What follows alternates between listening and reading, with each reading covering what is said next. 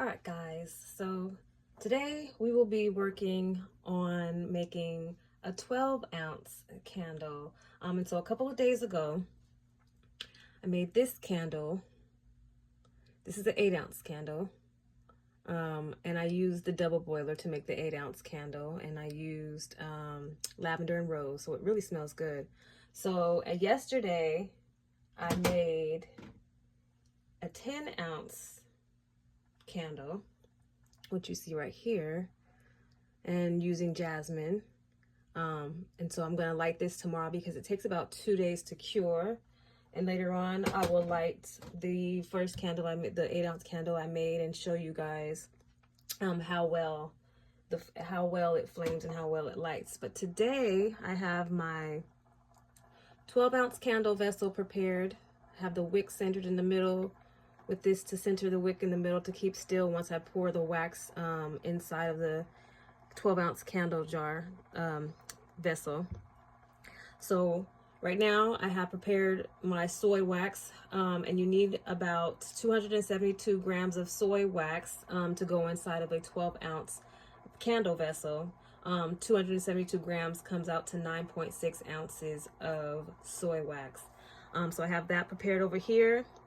The fragrance that I will be using for this particular candle is going to be eucalyptus and lavender. And so to measure out my fragrances for this 12-ounce candle vessel, I would use about 12.5 milliliters each of each fragrance. And if you're just using one fragrance, then you can use about 25 milliliters of fragrance for this particular size of jar. So I have this 25 ounces, 12.5 each of the lavender and eucalyptus over here prepared. And then I have my dyes, which I'm going to use lavender and blue, 1 chip each for this particular candle vessel. And then I have my thermometer, which I'm going to use to level out the cooling time before I add dye and before I add the fragrance. It has to cool down and get to a certain level. And so today I'm going to use a double boiler. Yesterday I used a regular wax melting jar. So I'm going back to using the double boiler, and I have it set at 4 to 5 levels. I have it set at 5 levels. 12 ounces of water inside of the pot that's beneath, and this is the area where I will be pouring the wax in to melt. So as you can hear, it's boiling, so that means it's ready. So I'm going to go ahead and pour the wax in and get the process started.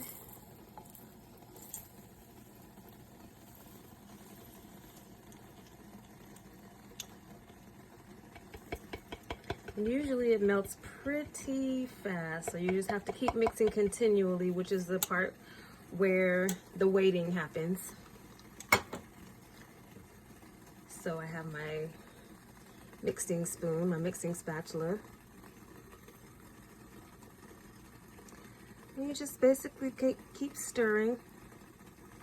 And I want to show you guys this whole entire process because it's pretty cool.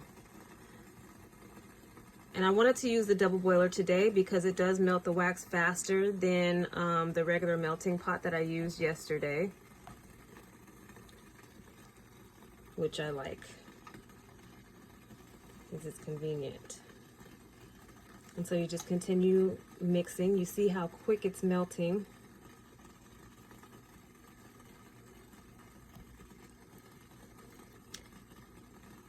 And if you're making more than one candle, I recommend you get a bigger double boiler, or a bigger double boiler.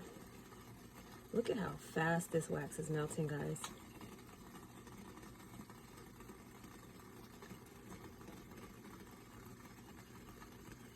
This is my favorite part, to see how fast the wax melts. It just encourages me to want to do more.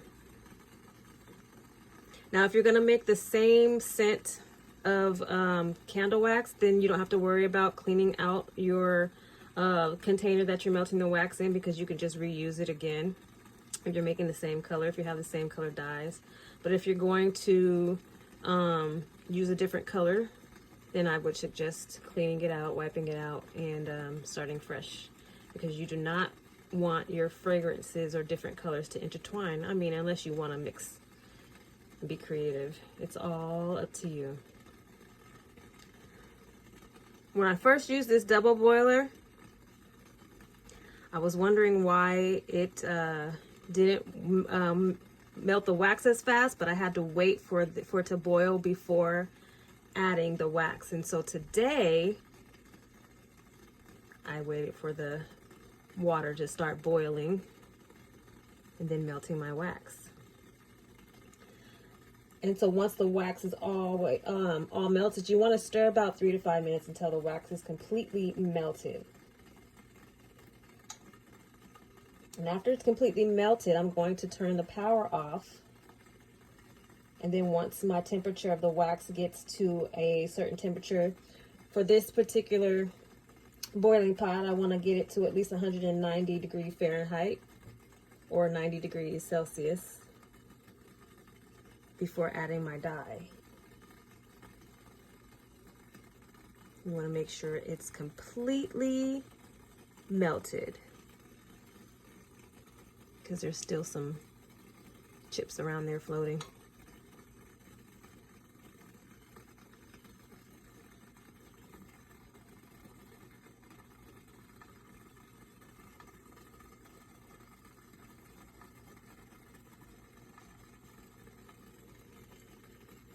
Getting the remaining wax from the sides of the bowl.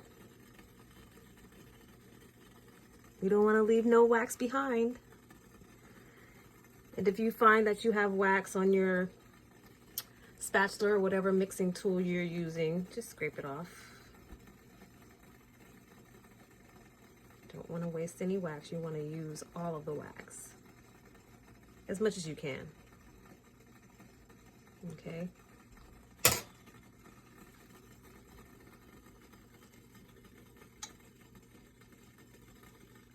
So we see that this wax has completely melted.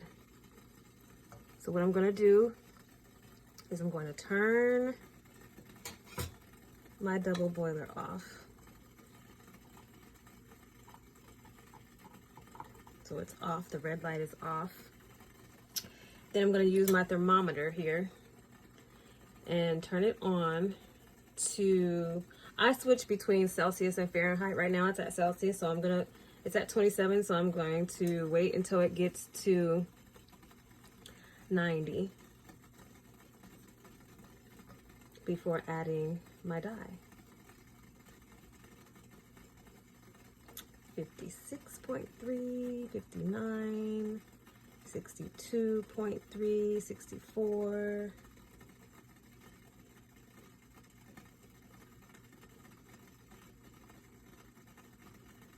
Almost there, guys.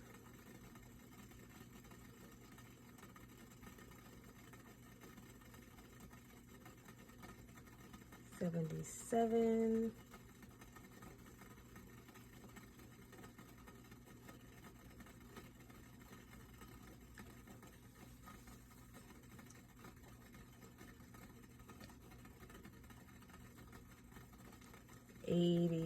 .9, 81.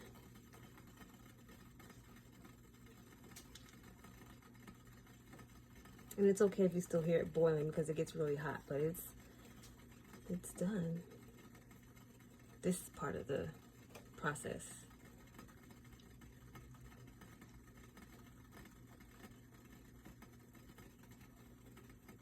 Before you start melting your wax, you want to make sure that you have everything you need already prepped, like measuring your wax, measuring your fragrances, having the amount of dye that you're going to use set to the side. You always want to make sure you use gloves and also paper towels to have to the side so that you can see the color of your wax and how it's going to look inside of the jar. So right now it's at 85.3. I'm going to switch to Fahrenheit. It's at 185.9, 186.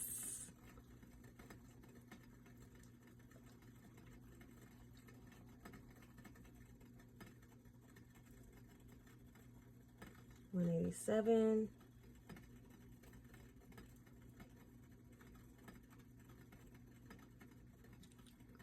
188.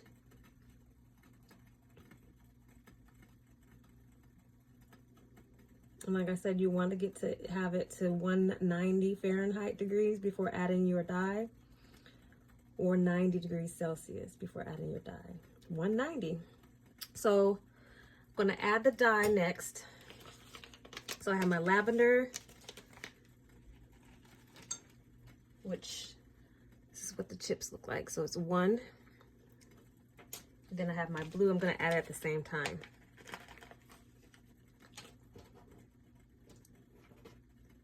One, 2. And as those are added, you want to mix for, look at that pretty color. So beautiful. So you just mix for about 3 to 5 minutes.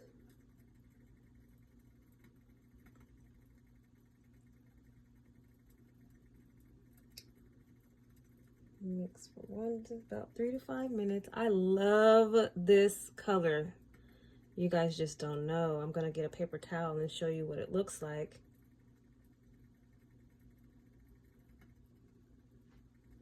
This is so beautiful, and this color really goes with the name of this candle.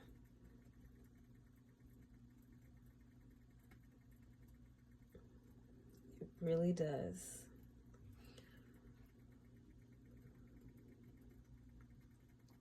And you want to mix for that amount of time, because the darker your chips are, the harder it is to kind of see that it's dissolved.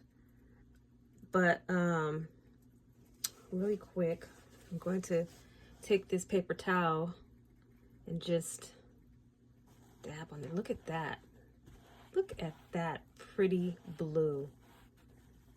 Pretty blue. That is so beautiful.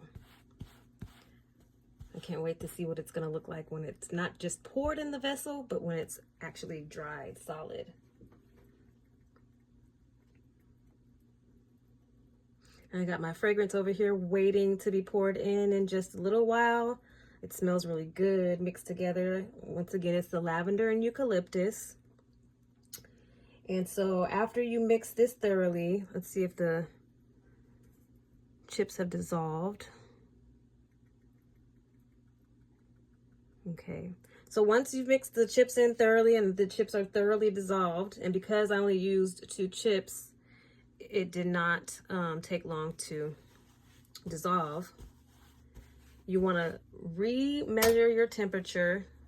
Take your thermometer, and you want to get it to around 180 to 185 degrees Fahrenheit, or at least 82 to 85 degrees Celsius. So right now, let's go to Celsius. We're at 65, 77, 79, 82. I'm going to get it to 85. And as it's at 85, let's check the Fahrenheit. And that's at 187, so we're pretty good in that area. I'm going to add the fragrance next, and as we're adding, we want to pour at the same time. As we're adding, we want to mix at the same time. Sorry, get that all in there.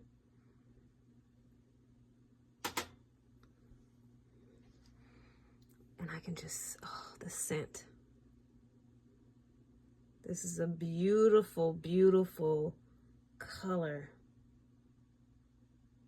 You want to mix that for about, stir thoroughly for about 3 to 5 minutes.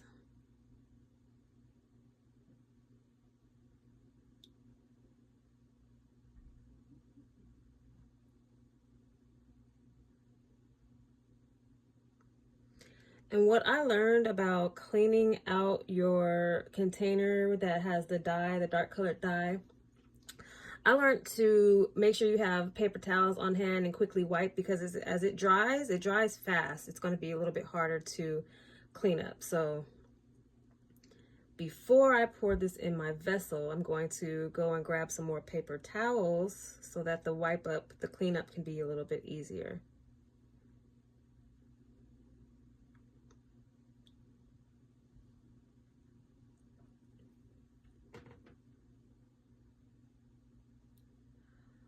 All right, while that's sitting, this is a pretty blue color.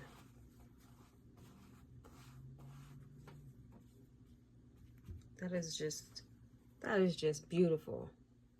It's like sky blue. All right, so let's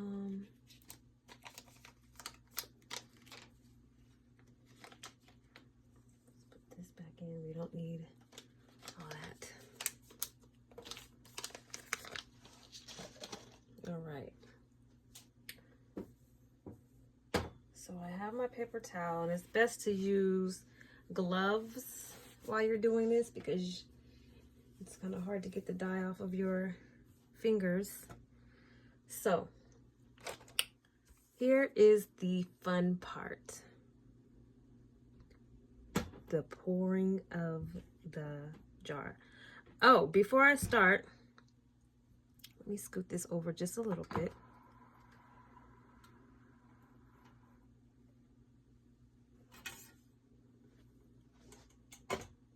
Before you pour your wax into your candle vessel, you want to make sure that you heat the size of your jar. So I have a heating gun right here. It's plugged in, so I can't really grab it like I want to, but I'm gonna take this out for a second. And that's why it's important to wear gloves. So you want to heat your jar all around, because you don't want to pour hot wax into a cold vessel. You want to kind of keep it a little bit warm, lukewarm.